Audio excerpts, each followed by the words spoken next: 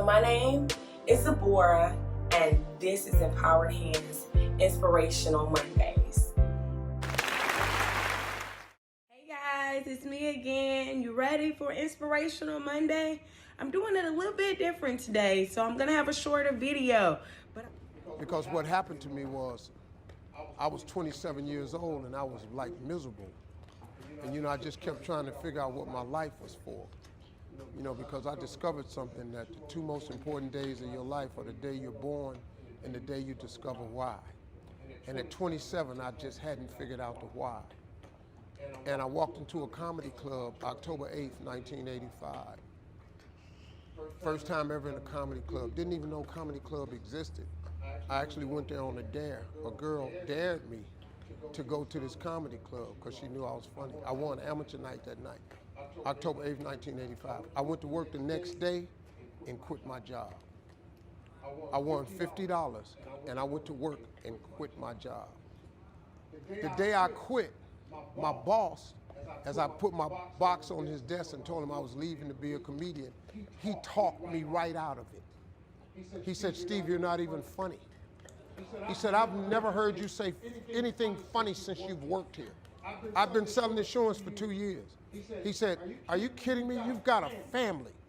You put that stuff back on your desk and I'll give you your job back. But don't you ever come in here again with something ridiculous. You're gonna be a comedian." I took all my back to my desk and put that back on my desk. Dude named Russell Middlebrooks came up to me and said, "Hey Harv, I thought you was quitting today, man." I said, "Nah, I talked to Tom and he told me I wasn't funny." He said, "He don't know you." He said, "Dog, you the funniest dude I know." He said, "Man, see," and then he looked at me, he was so hurt. He said, "Damn, dog, I told everybody you was leaving today."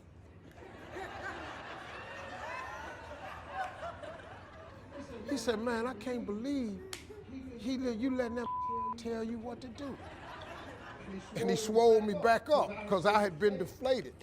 And I took that box right back in. I said, "Tom, hey man, I'm really funny. I'm gonna make it." He said, "I'll tell you what, you leave out this door, don't ever come back in here again." So I tried to shake his hand. I said, "I'm not shaking your hand." He said, "You're making a huge mistake leaving your family out like this." He was right. I became homeless. I made a big mistake.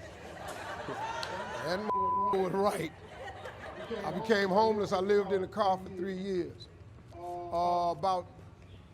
Probably about 20 years after that, he was at a show. And he said, "I came to the show, I saw this Steve Harvey." He said, "I couldn't believe it was you."